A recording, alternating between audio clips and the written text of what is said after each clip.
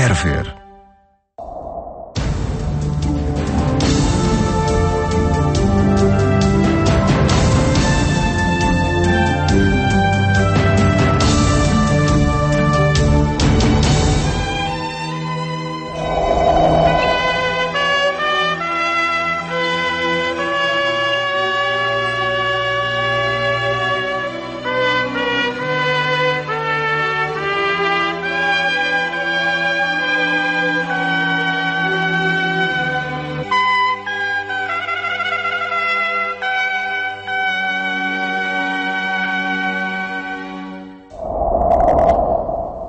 Muito bom dia. Há 50 anos, 2.500 bispos, cardeais e peritos em teologia estavam reunidos em Roma para participar no maior concílio da história.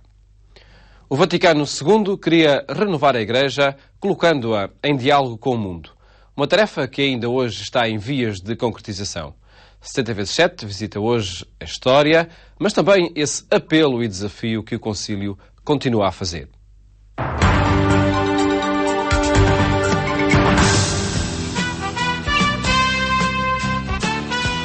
Na década de 50, era fácil observar que o mundo e o Evangelho tinham tomado rumos distintos. As novidades tecnológicas, os avanços científicos, sugeriam a solução para todas as necessidades e pareciam ter resposta pronta para qualquer interrogação. O capitalismo ou o marxismo repartiram a terra e sugeriam uma ética própria que nada tinha a ver com a moral cristã. As pessoas reivindicavam liberdade de consciência, lutavam por direitos, exerciam opinião. Para muitos, a Igreja estava ao lado dos poderosos, dos que evitavam a mudança e não reconheciam a injustiça nos meios operários. Mas, entre os católicos, houve quem tentasse uma linguagem nova, a proximidade que o peso institucional impedia. Há padres que vão trabalhar em fábricas, querem conhecer o mundo operário e serem aí testemunhas de Evangelho. Tomam partido nas lutas laborais, enfrentam interesses, mas aproximam o Evangelho de uma realidade onde a exploração e a injustiça eram correntes. Mas a Igreja conhece um novo Papa. No dia 28 de outubro de 1958, o conclave elege Angelo Giuseppe Roncalli. Adota o nome de João XXIII. Dele não se esperavam sobressaltos no pontificado. Idoso, cumpria os requisitos para um governo de transição. Mas cedo se percebeu um novo estilo na cadeira de Pedro. João XXIII aproxima-se das pessoas, fala com elas, comunica na sua linguagem e fala das suas preocupações diárias. Visita a prisão e fala aos reclusos. 3 meses bastaram para uma surpresa ainda maior.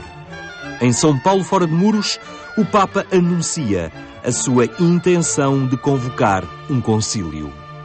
Eu vi a convocação do concílio com muito entusiasmo. Ainda bem que a Igreja resolve encarar os problemas no seu conjunto. E não se espera que seja só Roma, com aqueles organismos próprios da Santa Sé, a resolver qualquer situação, qualquer problema que surja. A intenção do Papa ganha forma na Constituição Apostólica Humanae Salutis. Nela escrevia o Pontífice: ao mundo, enfim, perplexo, confuso, ansioso sob a contínua ameaça de novos e assustadores conflitos, o próximo concílio é chamado a oferecer uma possibilidade de suscitar em todos os homens de boa vontade pensamentos e propósitos de paz. Paz que pode e deve vir, sobretudo, das realidades espirituais e sobrenaturais da inteligência e da consciência humana, iluminadas e guiadas por Deus, Criador e Redentor da humanidade. Quando o Papa João XXIII fala do concílio, precisamente no seu discurso inaugural, diz não precisamos de um concílio propriamente para debater esta ou aquela questão da doutrina da Igreja. Esse património está adquirido no essencial, pode haver algum problema, mas não é isso que o Concílio. O Concílio quer fazer, o Concílio quer e deve fazer é, precisamente, pegar nesse património e torná-lo mais perceptível, mais interpelativo, mais atual. É a chamada pastoralidade do Concílio, a sua dimensão pastoral.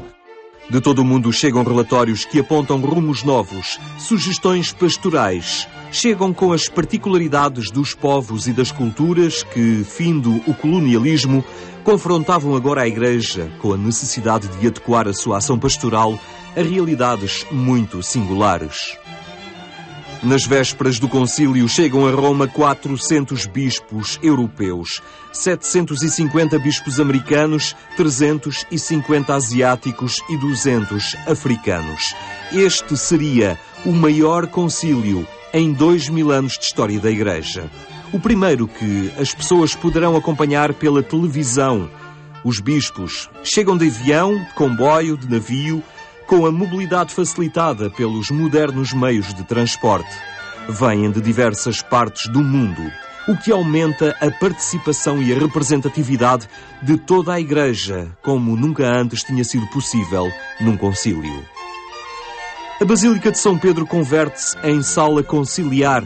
No seu interior constroem-se bancadas capazes de acolher 2.500 padres conciliares.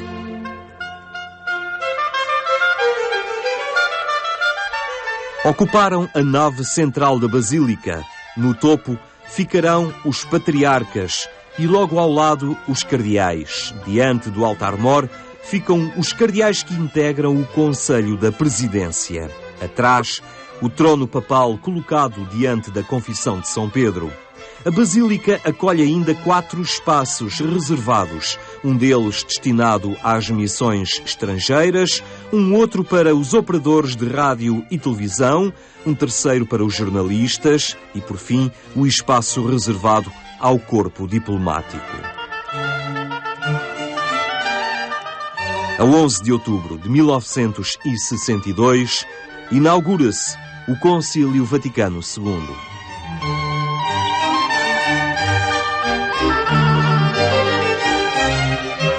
Impressionei-me quando cheguei naquele dia de 11 de outubro de 1962 à Basílica de São Pedro, assistindo ao Papa, o Beato João XXIII, que entrou na Basílica e que depois, enfim, muito aplaudido por todos os fiéis e também pelos padres conciliares, efetivamente estive algum tempo para gozar, enfim, daquela oportunidade de estar presente num concílio ecuménico, mas depois fui para o Colégio Português, que era ali próximo, mas onde se via muito a transmissão televisiva já nessa altura era muito, muito importante e foi muito bem. Recordo perfeitamente a abertura do concílio. Naquela altura não havia televisão nos seminários, mas é curioso que eu, portanto, pertenço aos padres deonianos do Coração de Jesus, estava no Porto, não tínhamos televisão. Recordo-me que fomos ver a abertura da televisão numa família ali vizinha, por sinal um pastor anglicano que nos abriu a casa e foi na casa dele que nós vimos a abertura do concílio. Nessa noite, uma multidão de fiéis acorre à Praça de São Pedro com archotes e em oração. A iniciativa parte da Ação Católica Italiana. Toda a Praça de São Pedro era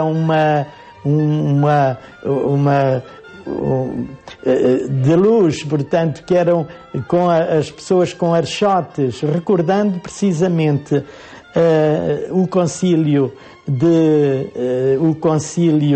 de Éfeso, em que Nossa Senhora foi proclamada Mãe de Deus.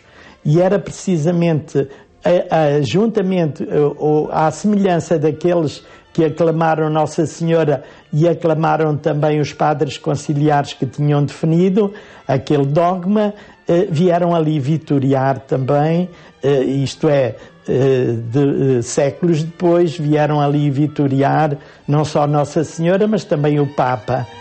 Informado pelo seu secretário João XXIII, aproxima-se da janela e, emocionado, fala de improviso. Si direbbe che persino La luna si è affrettata stasera a guardare a questo spettacolo che neppure la Basilica di San Pietro, che ha 4 secoli di storia, non ha mai potuto contemplare. Era uma lua cheia, esplendorosa. E no fim disse também uma palavrinha que eu gostei muito de ouvir. Quando estou a ver aqui os pais de muitas crianças, e então quando regressardes às vossas casas, fazei uma carícia aos vossos filhos e dizei que é uma carícia do Papa. Tornando a casa troverete i bambini, date una carezza ai vostri bambini e dite questa è la carezza del Papa. Troverete qualche lacrima da asciugare, dite una parola buona. Il Papa è con noi, specialmente nelle ore della tristezza e dell'amarezza. É uma intervenção histórica. Este Papa comove-se com as pessoas, sente as suas angústias, manda cumprimentos para as crianças que ficaram a dormir. Este é o espírito que o concílio quer implementar na Igreja. Mas a tarefa não é fácil. A Cúria Romana, pouco permeável a mudanças na Igreja, tem tudo preparado para uma votação rápida em torno de documentos previamente elaborados. Ao princípio, pareceu que o Vaticano, a Santa Sé, quis dominar e orientar as coisas só por ela, mas uma reação forte da periferia, os bispos de alguns países reagiram, disseram, não, o concílio é nosso, é de toda a Igreja, não é de um grupo que comanda lá em Roma. Mas entre os grupos alemão, francês, belga e holandês, há quem não permita que o concílio se transforme numa simples assinatura de documentos previamente preparados pela Cúria. Conseguem cancelar a agenda e chamar ao debate todas as propostas.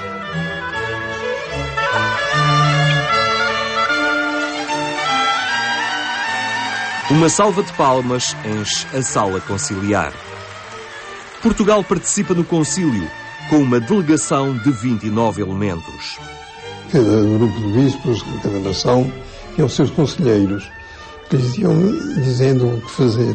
Portugal não tinha isso. Não havia uma escola teológica ainda, leigos e professores? Não havia. Portugal, nós não tínhamos Universidade Católica, não tínhamos Faculdade de Teologia, de modo que não havia um conjunto de teólogos que ajudassem. E também não houve esforço por parte dos bispos de arranjar.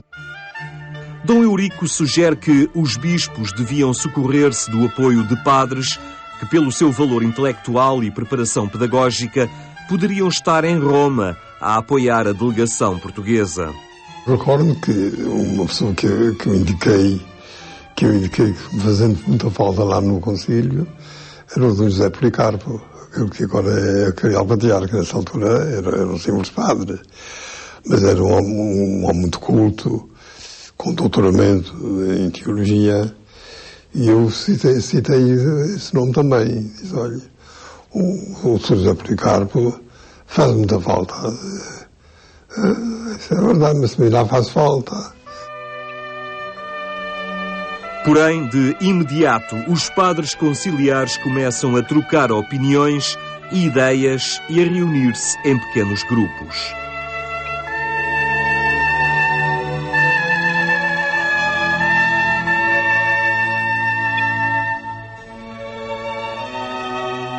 Com o encerramento da primeira sessão, chega também ao fim o monopólio da Cúria Romana sobre os trabalhos do concílio. Mas em 1963 morre o Papa. A Igreja, que se alegrara com os ventos de mudança, chora a morte do Papa que quis abrir as janelas para arejar a casa. Alguns pensam que com o Papa se pode também sepultar o concílio, cujos resultados são até ao momento insignificantes. A Igreja acolhe Paulo VI, uma eleição sem surpresa. A sua tarefa imediata é conciliar conservadores, em minoria, com os adeptos da mudança, em maior número. Mas não é na grandiosidade da Basílica de São Pedro que o concílio progride. É antes nos pequenos grupos, nos comitês que se formam para apresentar propostas sobre temas como o papel dos leigos, o ecumenismo ou a formação dos padres. Pede-se também um reforço do poder colegial dos bispos perante o absolutismo papal. No final da segunda sessão ainda se avançou pouco. O Papa vai à Terra Santa e espera que o acontecimento produza frutos também nos trabalhos conciliares. Com o encontro com o patriarca Atenágoras, católicos e ortodoxos voltam a abraçar-se depois de 900 anos de condenações mútuas. Estas imagens são a reafirmação da disposição ecuménica do Concílio Vaticano II. Foi certamente o sinal mais visível e mediaticamente também mais perceptível de que algo estava a mudar no relacionamento entre os cristãos. Naturalmente, esse gesto já foi fruto um bocadinho de todo o processo conciliar, mas simultaneamente sinalizou aquilo que depois veio a marcar e tem vindo a marcar uma das prioridades da Igreja Católica, o chamado diálogo do amor, o diálogo da fraternidade, a consciência de que nós temos de partir daquilo que nos une como cristãos e exatamente relativamente aos cristãos do Oriente, durante muitos anos não houve propriamente um diálogo teológico estabelecido, houve antes estes contactos regulares que esse abraço de reconciliação proporcionou. O homem e a sua liberdade está no centro do pensar e do agir da sociedade. Algo que não encaixa nos moldes tradicionais como a Igreja se vinha relacionando com o mundo e propondo o Evangelho aos homens. Na discussão do documento sobre a Igreja no mundo moderno, rapidamente se aprova a igualdade entre homens e mulheres, condena-se o racismo, reconhecem-se os direitos humanos, mas quando se reflete sobre a contracepção ou o casamento dos padres, a Assembleia está muito dividida e o Papa retira esses temas da agenda. Determinante foi o novo olhar em torno da liturgia, que se materializa na Constituição Sacrosanctum Concilium, um documento que faz regressar às fontes da fé. Faz-nos tocar o Evangelho, tocar os inícios do cristianismo e a pureza da celebração da própria liturgia. Isto é um resultado de um grande movimento litúrgico, de um grande movimento bíblico, de um movimento patrístico, de um movimento catequético, que depois convergiu para a beleza deste documento e, sobretudo, para a beleza da celebração. A celebração eucarística abre-se às línguas locais. O latim já não se impõe. Pela primeira vez, os padres podem concelebrar e a Assembleia não se limita a assistir a um ritual, mas toma parte no mistério celebrativo. O concílio fornece à Igreja um conjunto de novidades e metodologias. As ideias do início ganharam forma de documentos que de hora em diante irão balizar a ação pastoral da Igreja. Os fundamentos da fé católica estão na Constituição Sacrosanctum Concilium e na Constituição Dogmática Dei Verbum. Na vocação da Igreja à santidade surge a Constituição Dogmática Lumen Gentium sobre a Eclesiologia, a Constituição Pastoral Gaudium et Spes. Mas o concílio alargou o âmbito, reflete também sobre o povo de Deus com 4 documentos de referência: o Decreto Christus Dominus, sobre os bispos, a Presbyterorum Ordinis, sobre os presbíteros, a Apostolicam Actuositatem, sobre os leigos, a Perfectae Caritatis, sobre a renovação da vida religiosa. No campo da sua atividade missionária, o concílio avança com a Optatum Totius, sobre a formação dos sacerdotes, a Gravissimus Educationis, sobre a educação cristã, a comunicação social com o decreto Intermirifica e a atividade missionária com o decreto Ad Gentes. Finalmente, outra frente de reflexão sublinha o diálogo com o exterior. As igrejas orientais católicas com o decreto Orientalium Ecclesiarium, a Unitatis Redintegratio sobre o ecumenismo, a Nostra Aetate sobre as religiões não cristãs e a Dignitatis Humanae sobre a liberdade religiosa. Um universo de inovação, pontes de diálogo e a convicção que o caminho terá que ser na proximidade ao homem, à sua circunstância em cada tempo. Mas importa concretizar tudo isto na vida da Igreja. Há a preocupação de passar do concílio escrito em papel para o concílio escrito em vida, escrito em experiência, concretamente experiência coletiva de cristãos. E isso não é num momento, não é num ano, é uma caminhada que dura a vida inteira. O Ano da Fé e o Sínodo sobre a Nova Evangelização tentam hoje relançar o espírito do concílio, aproximar a Igreja de um mundo com o qual ainda tem dificuldade em comunicar.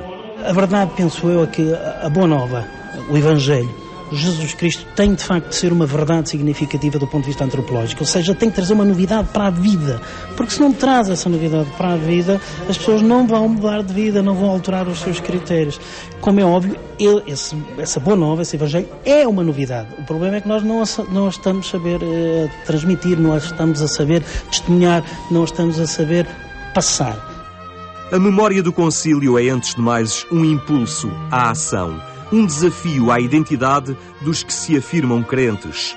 Acreditar, crer, ousar é o que se pede hoje a cada um dos batizados para que honrem o património herdado do concílio, para que sejam fiéis ao batismo que os configura com Cristo e com o seu Evangelho.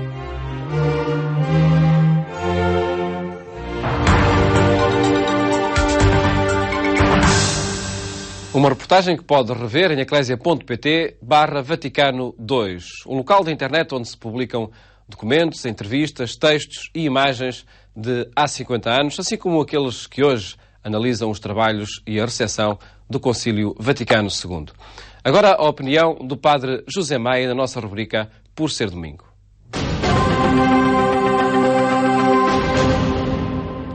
Por ser domingo, e porque o domingo é o dia do Senhor, eles são todos do Senhor, mas este é de uma forma especial, por ter sido um domingo que o Senhor ressuscitou.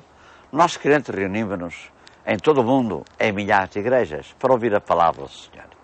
E a palavra que hoje é proclamada é muito curiosa. Houve alguém que, de tanto ouvir falar de Jesus, entendeu ir ter com ele. Aproximou-se e perguntou-lhe: olha lá, ó Cristo, o que é preciso para ser bom?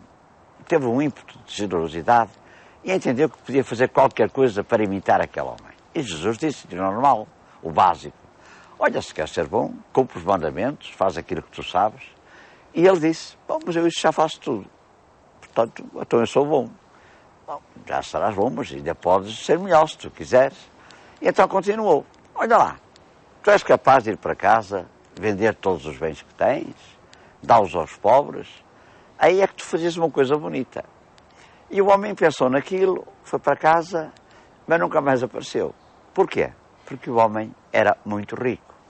E quando viu que para ser bom era preciso renunciar à parte da riqueza, ele esqueceu-se, não teve coragem para ser bom. Isso é um pouco aquela diferença que pode haver entre uma boa pessoa e uma pessoa boa.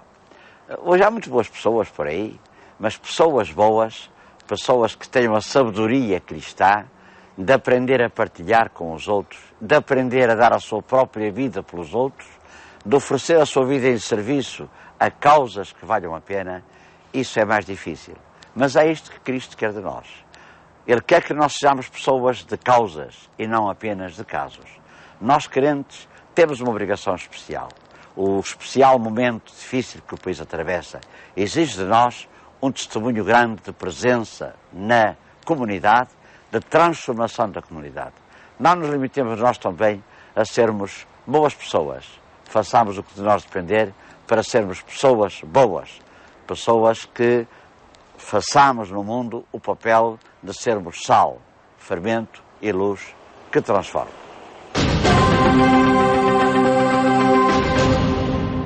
O programa 70x7 volta na próxima semana para lhe apresentar um projeto que está a mobilizar toda a Diocese de Aveiro. A missão jubilar que assinala 75 anos da restauração da Diocese. Votos de bom domingo e uma ótima semana, se Deus quiser.